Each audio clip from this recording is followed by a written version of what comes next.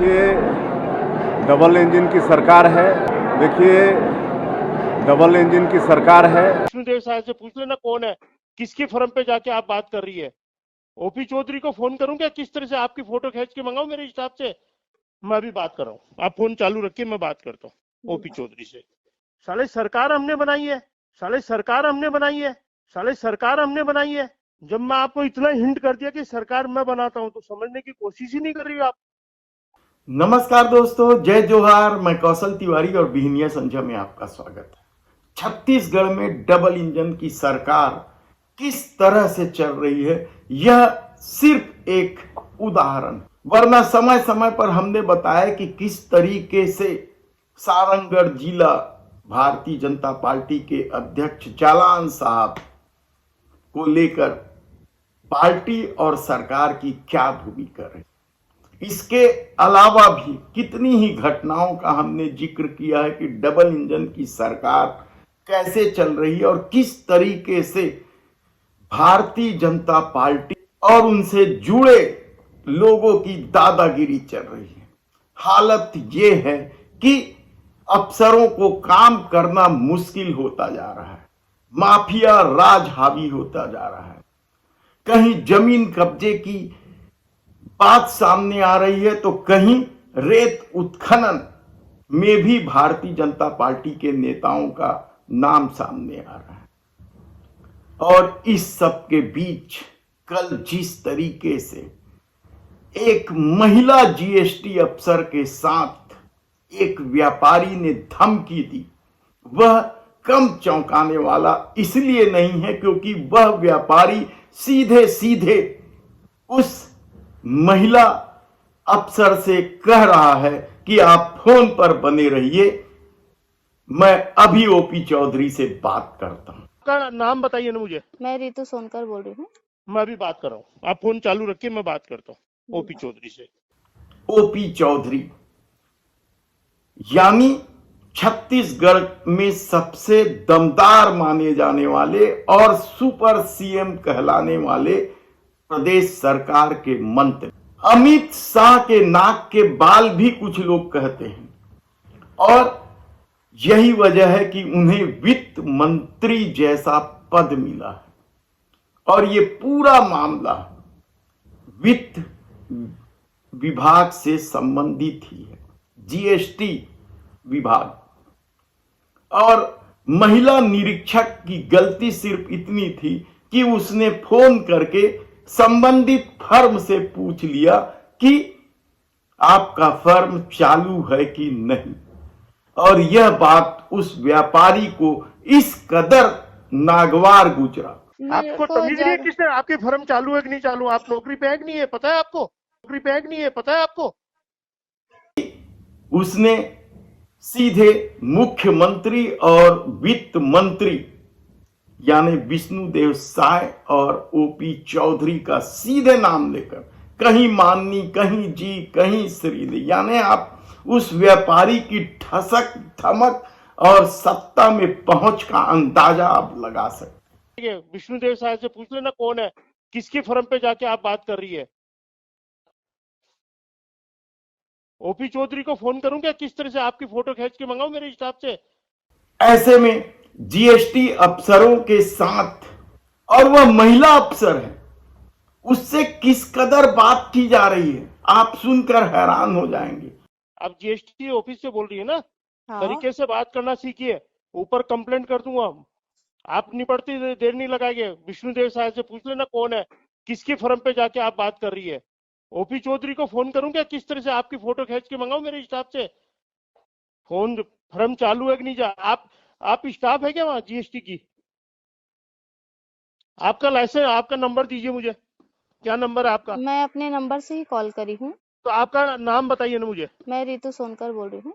मैं अभी बात कर रहा हूँ, आप फोन चालू रखिए, मैं बात करता हूँ ओपी चौधरी से।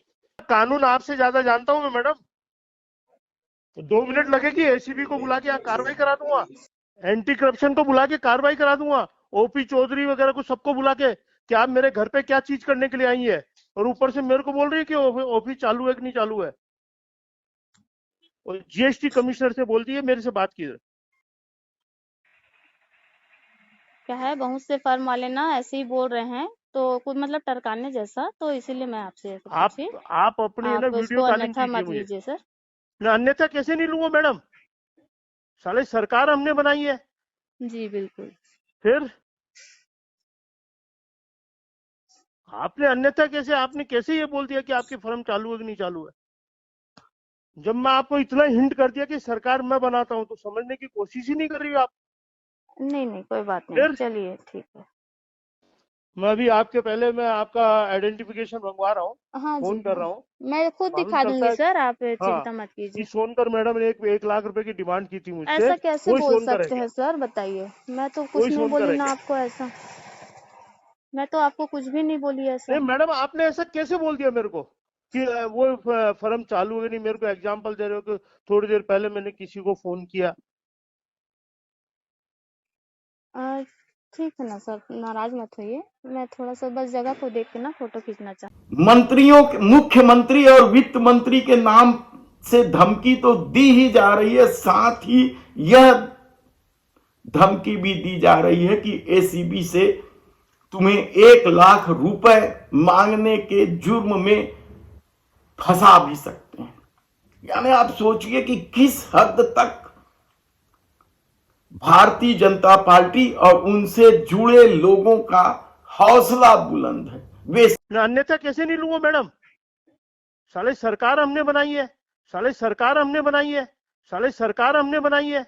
हमने इस कंपनी के वेबसाइट को खंगालने की कोशिश की तो पता चला कि जो डायरेक्टर हैं इस कंपनी के, वे लोग शाह परिवार से जुड़े लोग हैं, जिनका क्या संबंध है भारतीय जनता पार्टी से, यह हम पता लगाने की कोशिश कर रहे। आखिर मुख्यमंत्री विष्णुदेव साय और वित्त मंत्री ओपी चौधरी से इस परिवार का क्या संबंध है, किस तरीके की पहुंच रखते हैं, कंपनी किस तरीके का काम करती है, क्या सचमुच जीएसटी निरीक्षक ने जो सवाल किया है कि कंपनी चालू है या नहीं, इस पर हमारी टीम लगी हुई है। हम शीघ्र ही खुलासा करेंगे कि आखिर इतना रुतबा, इतना हौसला इस कंपनी के डायरेक्टरों के पास कैसे है। शासन, प्रशासन, कानून व्यवस्था किसी को कुछ नहीं समझते और शायद यही वजह है कि प्रदेश में कानून व्यवस्था की स्थिति बदतर है। लोग बलौदा बाजार हो या लोहारी डी हो या सूरजपुर हो, कई घटनाएं हैं जब लोगों ने कानून अपने हाथ में लिया। किस कदर डबल इंजन की सरकार चल रही है, हैरानी की बात है। और यह सिर्फ एक मामला नहीं है। रितु सोनकर जीएसटी निरीक्षक है, यह सिर्फ उसका मामला नहीं है, बल्कि और भी मामले आ रहे हैं सामने। रायपुर राजधानी है, शासन प्रशासन के सारे आला अधिकारी और मंत्री यहीं बैठे हैं। वहां जीएसटी निरीक्षकों को परिसर से निकालकर इसी तरह से धमकाया जाता है कि एसीबी से फंसा देंगे। रायगढ़ से भी इसी तरह की खबर आ रही है। यानी आप सोचिए कि किस कदर भारतीय जनता पार्टी और उनसे जुड़े लोगों के हौसले चरम पर है। क्या यह गुंडागर्दी है? कुछ भी नाम ले लें आप, लेकिन जिस तरीके से छत्तीसगढ़ में डबल इंजन की सरकार चल रही है, उसके चलते क्या अब अफसरों का काम करना मुश्किल होता जा रहा है? क्या जिस व्यापारी ने धमकी दी उनका भारतीय जनता पार्टी या उनके नेताओं से कोई लेना देना नहीं है? तो फिर कार्रवाई क्यों नहीं हो रही है? क्या कोई दूसरा व्यक्ति इस तरीके से धमकी देता तो अभी तक जीएसटी विभाग के अधिकारी सड़क पर आ जाते और जुर्म दर्ज भी हो जाता, गिरफ्तारी तक शायद हो जाती। लेकिन सत्ता से जुड़े लोगों की करतूत पर किस तरीके से संरक्षण दिया जा रहा है, यह एक बड़ा उदाहरण है। और आप इससे अंदाजा लगा सकते हैं कि किस तरीके से डबल इंजन की सरकार चल रही है।